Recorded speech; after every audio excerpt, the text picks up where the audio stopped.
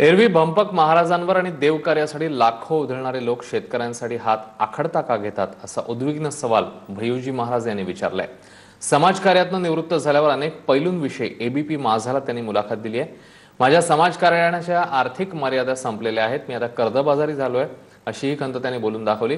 समाजकारणाबरोबरच राजकारणातल्या खूपत असणाऱ्या गोष्टींवरही आम्ही त्यांना बोलतं केलंय। पाहूया भैयूजी महाराजांची ही रोखठोक मुलाखत।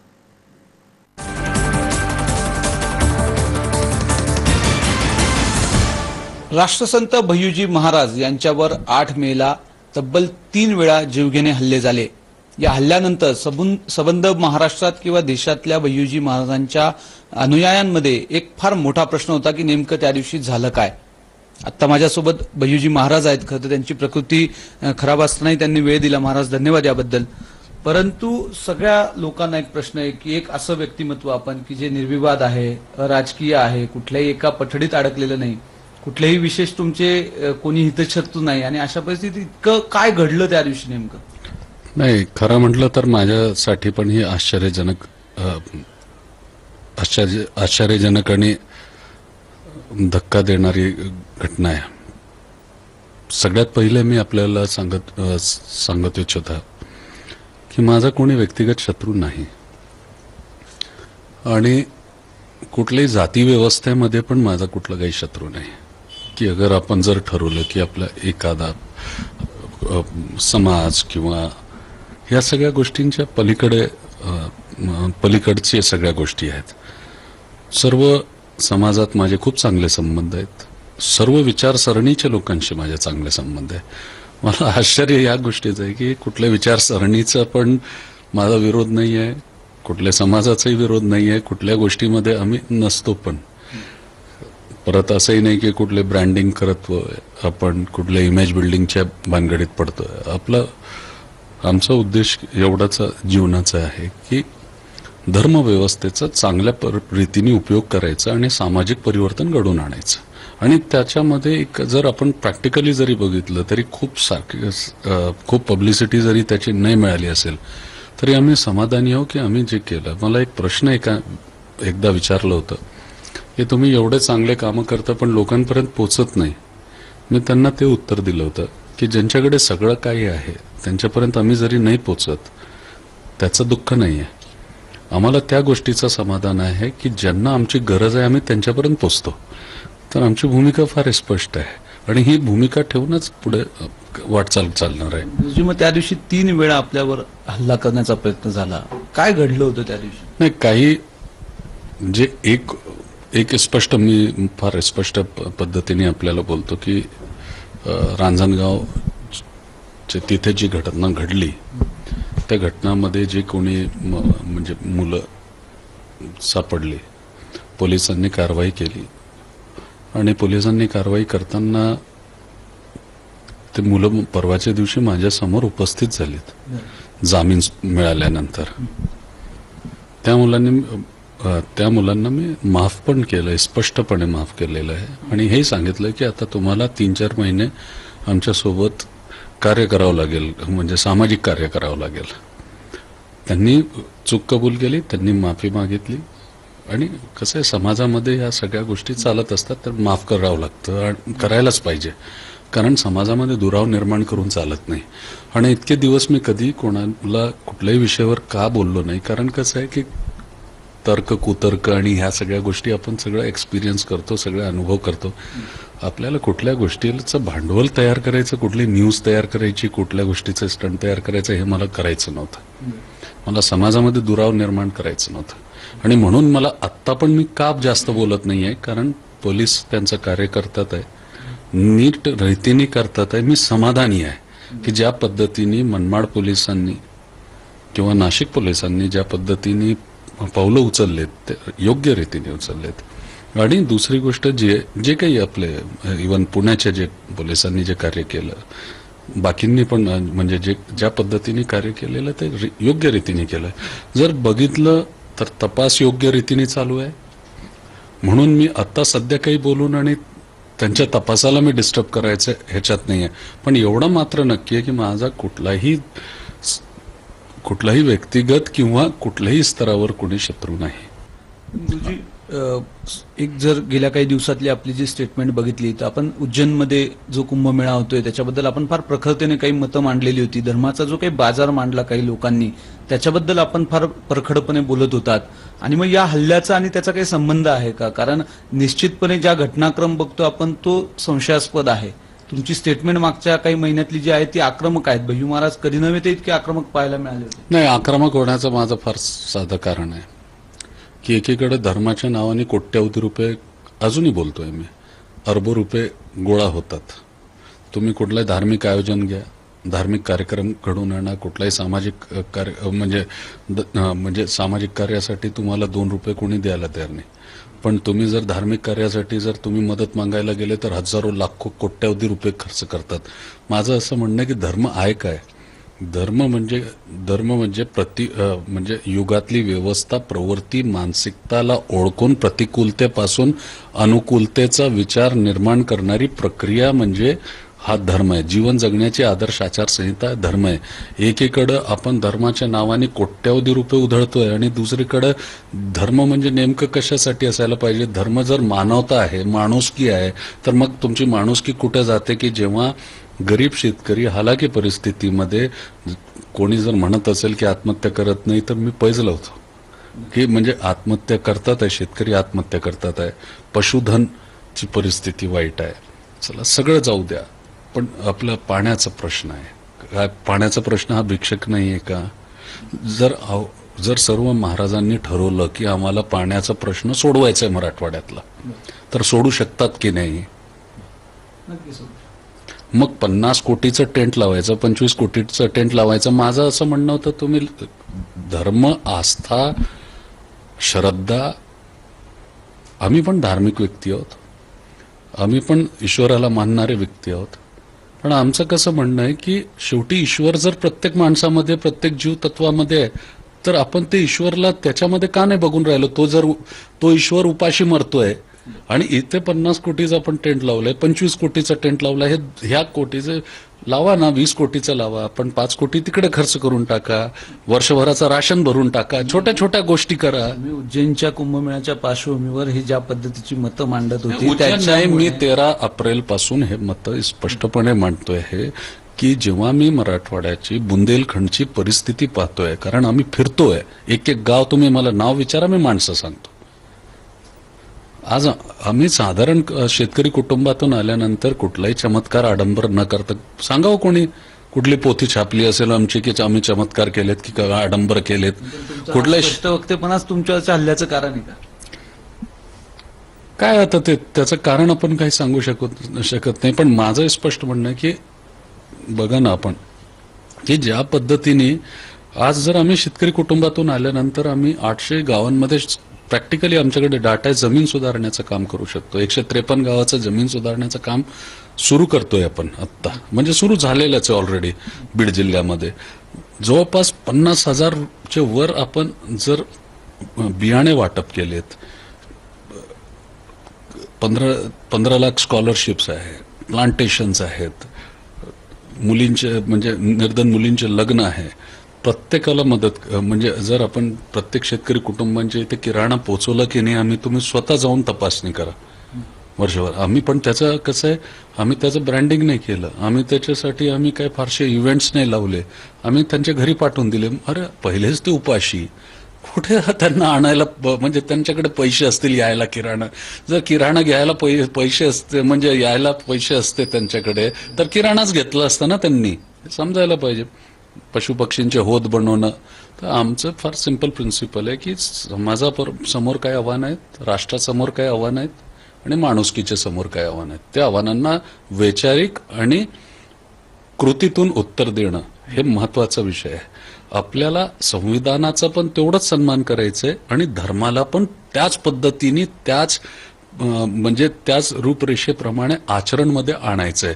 म्हणजे म्हणण्याचा अर्थ असं आहे की रिलिजन, धर्म हा एक टूल सारखा वापरायचा आणि सोशल इंजिनिअरिंगच्या कन्सेप्टच्या माध्यमातून, सोशल इंजिनिअरिंगच्या फॅक्टर्सच्या माध्यमातून, इफेक्ट्सच्या माध्यमातून सोशल रिफॉर्मिंग करायचं.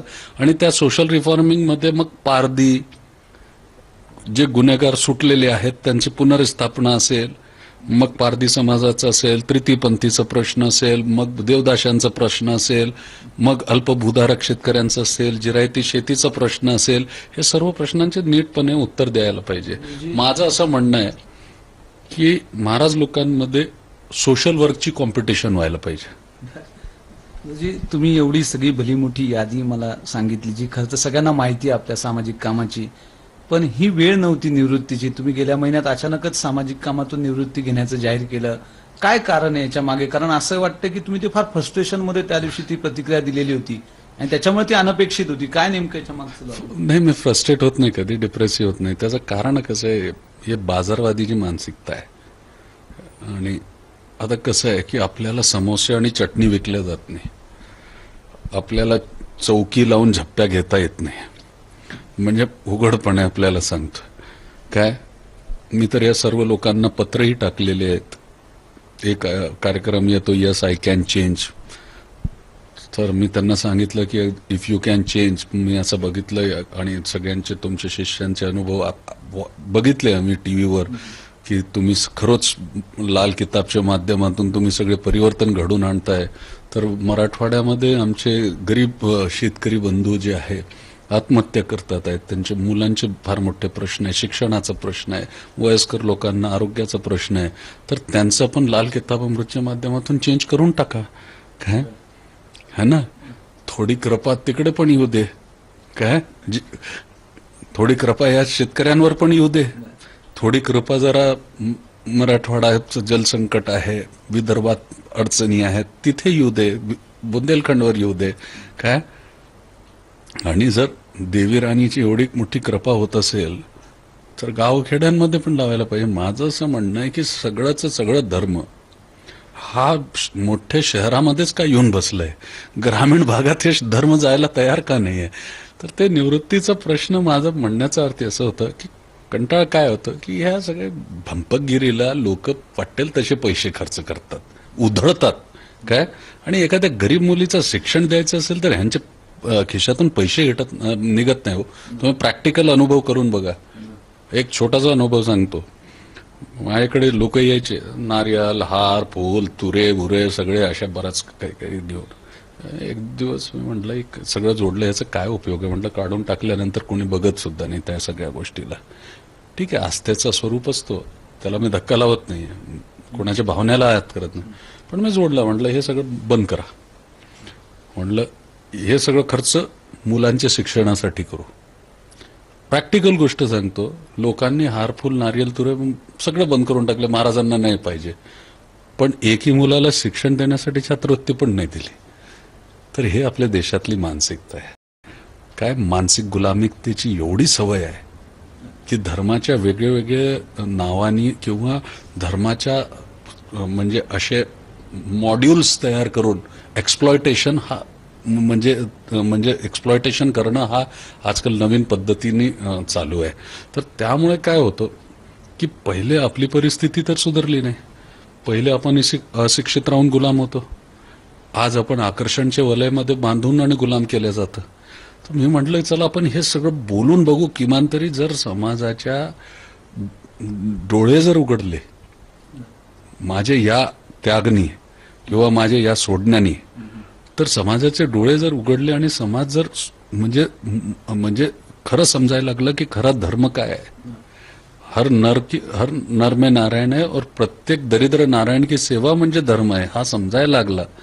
आणि नेमकं एखाद्याच्या पायावर लोटांगण घालणे, व्यक्तिपूजक होणे किंवा एखाद्या माणसाला तुम्ही आदर्श म्हणून पळताय, त्याच्या मागे धावताय, त्याच्या नावाचं त्याच्या वलयचं, हे तर बघा त्यांनी राष्ट्र आणि समाज आणि मानवतेसाठी केलं काय आहे. त्याच्यानंतर तुम्ही अनुसरण करा ना, तर तुम्ही ठगल्या जाणार नाही. ही गुलामगिरी नसते, मग ते आत्मिक आणि मानसिक आणि बौद्धिक स्वतंत्रता असते. नाही, पण मग आता आपण जो स्टँड घेतला होता त्याच्यातनं जी काही आपण निवृत्तीची घोषणा आपण जी म्हणत होता, तिथला आता कशा अँगलने बघायचं? तुम्ही जे काही स्टँड घेतला त्याच्यानंतर तुमच्या अनुयायी किंवा इतर लोक बदललेली वाटतायत का? तुम्ही निवृत्ती घेणार आहात की काय? हे बघा, माझं स्पष्ट मत आहे की मी आता अनालिसिस केलंच नव्हतं की म्हणजे ते सगळं सोडल्यानंतर मग माझ्या त्या शेतीचे काही प्रश्न होते गए आपले, गावावरचं घर तुटलेलं होतं. तुम्ही स्वतः जाऊन बघू शकता. म्हणजे आपलं काही लपलेलं नाहीये. तर जाऊन घराचं घर तुटलेलं होतं. काय आईची प्रकृतीचा प्रश्न होतं. म्हणजे ह्या सगळ्या गोष्टींमध्ये थोडंसं मी हे करत असताना पण मी जे आपले कमिटमेंट होते ते बंद केले नव्हते. जे सामाजिक कार्यासाठी मला गोरगरिबांचे जेवढं काही माझ्याच्याने शक्य होतं ते मराठवाड्यामध्ये अजूनही सुरू होते. आपण माहिती काढू शकता म्हणजे आपल्या प्रतिनिधींकडून की आमचे बरोबर JCB चालू होते की नाही, पोकलँड चालू होते की नाही. पण आहे की येणाऱ्या काळामध्ये मोहन भागवतांच्या हस्ते फार मोठ्या कामांचा शुभारंभ आणि कारण आम्ही त्याचं ते करणार आहे. 25 जूनच्या दरम्यान आपण ते करणार आहे. पण कसं आहे की ज्यांनी चूक नाही केली त्यांना तर सोडू शकत नाही. आणि जे चुकलेले आहेत म्हणजे जे स्वार्थी आहेत त्यांना तर आपण टाळू शकतो ना. येणाऱ्या काळामध्ये स्वार्थी भाविक नसतील किंवा अनुयायी नसतील, जे तरी कुठेतरी सुधारणा तर करणं गरजेचं आहे ना. म्हणजे सुधारवादी बोलताना अनेक तुम्ही काही तीर मारतायत, अनेक लोकांकडे तुम्ही अंगुली निर्देश करतायत. मला लक्षात येत आहे थेटपणे त्यांची नावं घ्यायची असेल तरी आपण घेऊ शकतो. नाही, मला सध्या कोणाला दुखवायचं नाहीये काय. पण प्रश्न असा आहे की त्यांनी ते स्वतः समजून जातील. माझा म्हणण्याचा अर्थ असा आहे की आज म्हणजे स्पष्टपणे मला वाटतं की खरोखरच समाजामध्ये परिस्थिती चांगली नाही आहे. आपण त्याचा गांभीर्याने विचार करणं गरजेचं आहे. मुलांना हायर एज्युकेशनचे प्रॉब्लेम्स येऊन राहिलेत. हायर एज्युकेशन खूप कॉस्टली झालेलं आहे. म्हणजे हेल्थ सेक्टर खूप महाग झालेलं आहे. प्रत्येक गोष्टी एवढे महागडी होत चालली आहे आणि महागडी होत चालली. अशा वेळेला आपल्याला खरं समाजवाद आणणं गरजेचं आहे की ज्याच्यामध्ये आपण वसुदैव कुटुंबकम, अनेकतामध्ये एकता म्हणजे एकत्र मिळून जर चाललो तर आपण या बाजारवादी वृत्ती किंवा अशा या ज्या चॅलेंजेस आहेत त्याला आपण उत्तर देऊ शकणार नाही. तर तुम्ही मी एकटं जर लढत राहिलो तर आपण हारणारच. म्हणून जर आपल्याला जिंकायचं असेल तर आता ही जित सोडायला पाहिजे, हे हट सोडायला पाहिजे. आपण एकत्र येणं गरजेचं आहे आणि एकत्र सहकार्य करणं गरजेचं आहे. आपण त्यांना म्हणजे ह्यांना आपण मदत करण्यापेक्षा की जे स्वतःचं पोट भरतात आहे आणि स्वतःचं घर भरतात आहे, मला असं वाटतं की ज्यांचे घर रिकामे आहेत त्यांची इथे मदत करणं गरजेचं आहे.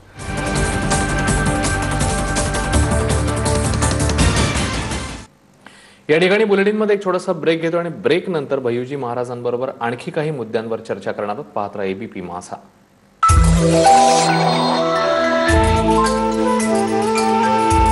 ब्रेक नंतर या खास कार्यक्रमात आपल्या सगळ्यांचं पुन्हा एकदा स्वागत. आमचे प्रतिनिधी सागर वैद्य भैयूजी महाराजांशी संवाद साधतात. पाहूया या मुलाखतीचा उत्तरार्थ.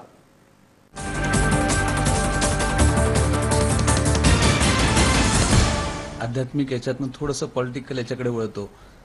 तुम्ही म्हटलेत की इथे सगळे येताना दिसतात, भाजपचे मुख्यमंत्री येताना दिसतात, शिवराजजी येतात, देवेंद्र फडणवीस येतात, काँग्रेस, राष्ट्रवादी, भाजप सगळीच लोक येतात. अशी काय जादू आहे ही सगळी की इथे सगळे येतात काय? सगळ्यात महत्वाचं कसं आहे की तुमच्याकडे काही असेल नसेल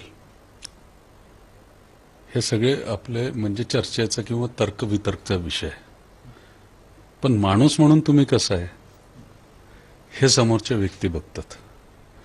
आणि जेव्हा वेन यू आर हार्मलेस, तुम्ही कोणाला हार्म करत नाही, कोणाला तुम्ही खोटं बोलत नाही, तुम्ही कोणाला फसवत नाही, कोणाला म्हणजे चुकीचं काही कार्य करत नाही. आणि जर तुम्ही सोशल आस्पेक्ट्सनी आपण बघतो तर पॉलिटिशियन पण काय शेवटी रिलिजियस असतात, स्पिरिच्युअल असतात. तर कुठंतरी त्यांना पण एक रिस्पेक्टेबिलिटी लागते. आणि महत्वाचं असं आहे ते फक्त माझ्याकडेच येत नाही. तुम्ही जर बघितलं तर म्हणजे सगळीकडे म्हणजे जेवढे संत असतात त्यांच्याकडे जातात. फक्त कसं झालंय माझ्यासोबत मी पॅटर्नाइज झालो, माझं पेटेंट झालंय काय. तर ते पेटेंट झाल्यामुळे माझ्याकडे बघण्याचा दृष्टिकोन तसा झालेला आहे. अनेकांकडे जात नाही. असं विलासराव देशमुखांचं उदाहरण होतं की त्यांची आपली खूप घट्ट मैत्री होती.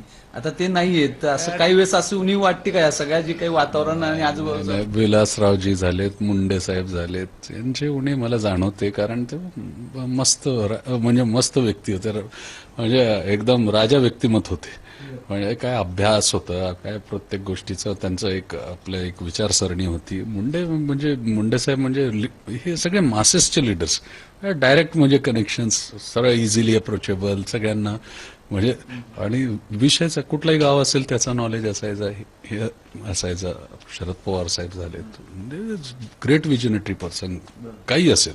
पण जर आपण बघितलं तर त्यांचे एक ह्याला बघा आपण, बाळासाहेब थोरात एकदम जेंटलमॅन, म्हणजे काम करण्याच्या बाबतीत त्यांची पद्धत हे ते कसं स्टडी करण्यासारखं आहे. तर हे उणे पण जाणवते. आणि कसं आहे की गडकरी साहेब सारखे लोक आज मी बघून जरा मला आनंदी वाटतो, म्हणजे की आज म्हणजे he is doing so well, where exposure आहे. शेवटी कसं आहे की एक गोष्ट सांगू का आपल्याला, हे कोणाच्या लक्षात येत नाही, पण राजनीतीची उत्पत्ती धर्मापासून झाली आहे. धर्म सिद्धांताच्या रक्षणासाठी अर्थाचं नियोजन करणारी नीती म्हणजे राजनीती आहे.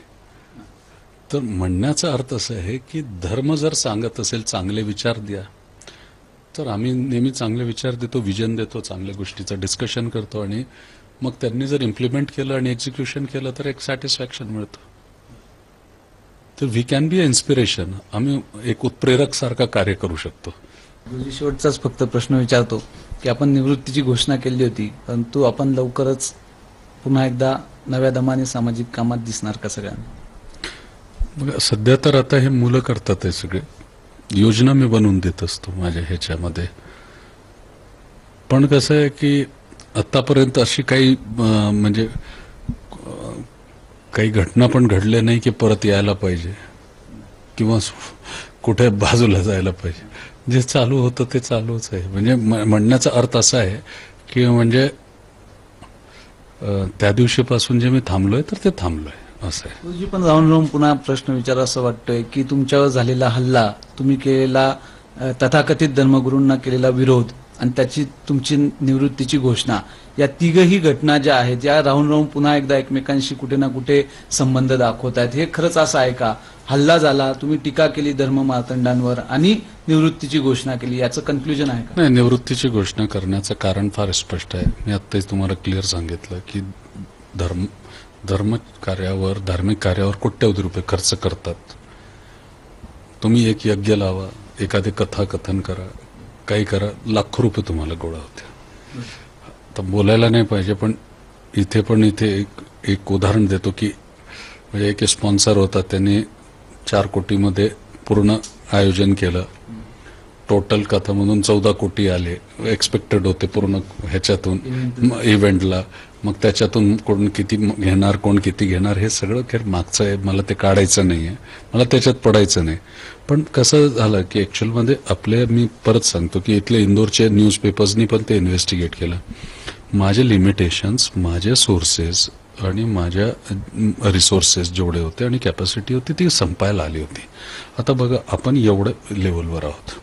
आज HIV मुलं आहेत आपल्याकडे, चुकून HIV मुलांना त्रास झाला, दगवले गेलं, आणि माझ्याकडे तर फायनान्शियल जर हेल्प नसेल, म्हणजे सपोर्ट करता आला नाही, तर हे सगळं संपून जाईल. म्हणून काळजीवाहू मी हे सगळं निर्णय घेतला. कारण कसं आहे की जर समाज मला काय शेवटी एकटं लढा किती द्यायचा, जर आपण समाज बांधिलकीला आपण उभं राहतो तर सगळ्यांनी मिळून सपोर्ट करायला पाहिजे. दुसरी गोष्ट कसं आहे की मी म्हणजे सगळ्या फॉरमवर ओपन चॅलेंज आहे माझं की आमच्याकडे किती डोनेशन आलं आणि आम्ही किती काम केले मागच्या 16 वर्षात, तर क्लिअर दिसेल की किती डोनेशन आलं आपल्याला आणि आम्ही किती कामं केले. मग हे काम कुठून केले तर त्याचे सोर्सेस पण आम्हाला माहिती आहे की किती उसने आणलेत, किती व्याजावर आणलेत काय, आणि अजूनही किती द्यायचे आहेत, हे क्लिअर आहे आमच्याकडे. तर असं आहे, मी एक म्हणजे धर्मगुरू म्हणून आम्ही कर्जबाजारी आहोत, म्हणजे ओपनली सांगतो. म्हणजे काय तर म्हणजे चालवायचं कसं तंत्र, हा आमच्यासोबत प्रश्न आहे ना मोठा. म्हणजे ऑनेस्टली सांगतो, आणि याच्यामध्ये काही नाही आहे, म्हणजे स्पष्टपणे अगदी चालवणं खूप अवघड आहे म्हणजे ह्या सगळ्या गोष्टींना. आणि मी पण मानतो की समाजसेवा सोपी असती तर प्रत्येकाने केलं असतं, पण आपल्याला केलं, आपण समाधान झालं. आता पुढे जर खूप चांगले लोक जर जुळून आले, समविचाराचे जुळून आले, लोकांना वाटलं की भय्यू महाराजाच्या वलयाला पडून यायचं असेल ना काही, एखाद्या व्यक्तीच्या डोळ्यातले अश्रू पुसायचे असतील तर या. मला शिष्य बँक तयार नाही करायचं, मी स्पष्ट सांगतो. आणि मला उद्घोष करणारे आणि माझी जय जयकार करणारे माणसंही नको, आणि चापलूस आणि चाटुखोर तर अजिबातच नको. आणि काही लोक आमच्याकडे कसे येतात, महाराज हे फाईल आहे, काम करून द्या, काय तुम्हाला इतके टक्के देतो. तर काय आम्ही ब्रोकर आहो का? कुठेतरी नीतिमत्ता पाळावं लागतं ना. ज्या आईने जन्म दिलेला आहे ती काय म्हणेल मला, तर तेवढा स्वाभिमानाने पण जगलोय. आजपर्यंत एक माणूस सांगू शकत नाही की मंत्रालयातून एक रुपयाचं काम कोणाला सांगितलं असेल, करून दिलं असेल. आपण बघू शकतो हे भय्यू महाराज होते ज्यांनी फार रोखठोक पद्धतीनं मांडलेलं आहे, अगदी स्पष्टपणे मांडलंय. धर्माचा जो काही बाजार गेल्या काही दिवसांमध्ये मांडला जातोय, मुख्य जे लोकांचे समाजहिताचे राष्ट्रहिताचे प्रश्न आहेत त्यांच्याकडे दुर्लक्ष होऊन धर्माचा अवडंबर करणारी जी लोक आहेत त्यांच्याकडे समाजाचा कल वाढत चाललाय. या सगळ्या गोष्टींवर भय्यू महाराजांनी अगदी परखड आपली मतं व्यक्त केली आहे. राजकीय आपले जे काही संबंध आहेत ते पण का आहेत याचं सुद्धा स्पष्टीकरण भय्यू महाराजांनी दिलं. येणाऱ्या काळात त्यांच्यावर हल्ला करणारे जे खरे हल्लेखोर आहेत ते पकडले जातील, आणि ज्यांच्याकडे महाराजांनी वारंवार अंगुली निर्देश केला ते तथाकथित जे काही धर्म मार्तंड आहे, ज्यांनी धर्माचा बाजार मांडलाय, ज्यांना भय्यू महाराजांचं म्हणणं पटत नाहीये, ते जगासमोर येतील अशी त्यांची अपेक्षा जी आहे ती स्पष्टपणे त्यांच्या बोलण्यातनं जाणवते. इतक्या आजारपणातही महाराज जी तुम्ही आम्हाला इतका वेळ दिला त्याबद्दल आम्ही तुमचे आभारी आहोत. कॅमेरामन किरण कटारेसह सागर वैद्य, एबीपी माझा, इंदौर.